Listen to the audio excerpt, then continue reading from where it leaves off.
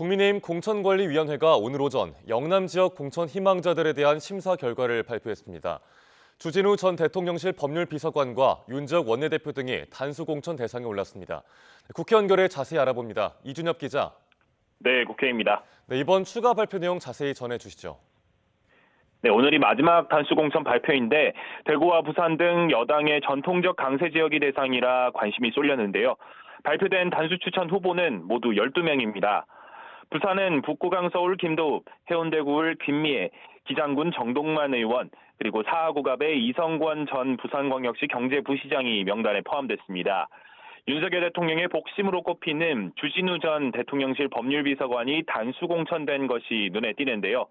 장동혁 사무총장은 경쟁력 있는 후보자가 없어 단수 공천 기준에 따라 추천했다면서 기준에 해당하는데도 불구하고 출신에 따라 굳이 역차별받아야 할 이유는 없다고 설명했습니다. 이와 함께 대구에선 달서구의 윤재욱 원내대표 그리고 달성군의 추경호 의원이 명단에 들었습니다. 강원 원주시가 박정아, 홍천 횡성, 영월, 평창군의 유상범 의원과 원주시를 김원섭 전 기획재정부 2차관이 단수 공천됐습니다. 이 밖에 서울 중랑구를 이승환 전 대통령실 정무수석실 행정관, 그리고 울산 동구 권명호 의원이 명단에 들었습니다. 국민의힘은 경선 지역구 22곳도 발표했는데 대구 수성구갑의 주호영 의원, 그리고 부산 사하구의 조경태 의원 등이 경선을 치르게 됐습니다. 또 낙동강벨트에 속하는 부산 북강석 합, 경남 양산을 김해을의 서병수, 김태호, 조혜진 의원이 각각 우선 추천됐습니다. 네, 민주당을 비롯한 범야권 상황도 함께 전해주시죠. 민주당이 주도하는 위성정당과 지역구 단일화 등을 놓고 각 세력의 셈법이 복잡해지고 있습니다. 녹색정의당은 오늘 국회에서 기자회견을 열고 4월 총선에서 위성정당에 불참하는 대신 접전 지역구에서 연대를 더 적극적으로 추진하겠다고 밝혔습니다. 이에 대해 민주당도 곧바로 기자회견을 열어 당장 오늘이라도 녹색정의당과 정책연대, 지역구 협의를 시작하겠다고 호응했는데요. 그러면서 위성정당에서 기존의 녹색정의당에 할당하려던 부분은 원외 세력을 포함한 각계각층의 전문성과 대표성을 갖는 인사를 추천마다 공천하는 방식으로 추진하겠다고 설명했습니다. 이와 함께 민주당은 오는 21일과 23일에는 각각 4, 5차 공관위 심사 결과를 발표하는 등 공천에 박차를 가하고 있습니다.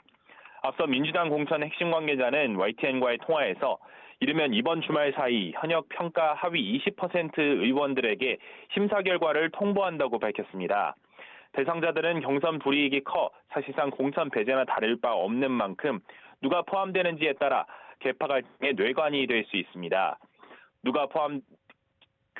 죄송합니다.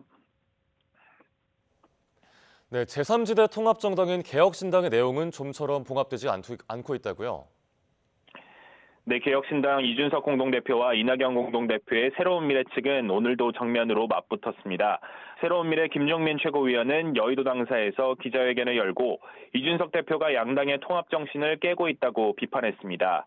이낙연 대표가 이준석 대표가 요구하는 대로 선거운동 관련 역할을 마음대로 하게 해주고 싶어 한다면서도 주요 절차는 최고위원회에서 검토하자며 이견을 드러냈습니다. 이준석 대표가 배복주 전 정의당 부대표를 공천하지 않겠다고 밝힌 데에 대해서는 문제가 있는 사람을 배제하려면 절차대로 해야 민주주의라고 지적했습니다. 이에 대해 김용남 정책위의장은 SNS에 곧바로 반박문을 올렸습니다. 김 최고위원이 언급한 내용에 대한 이견을 좁히지 못해 내일 최고위원회에서 회의에서 다수결로 표결을 하기로 한 상황에서 기자회견을 연 것을 문제 삼았습니다. 표결 결과가 불리할 것이라고 예상해서 이렇게 행동한 것이라면 부적절한 처신이라고 비판했습니다. 지금까지 국회에서 전해드렸습니다.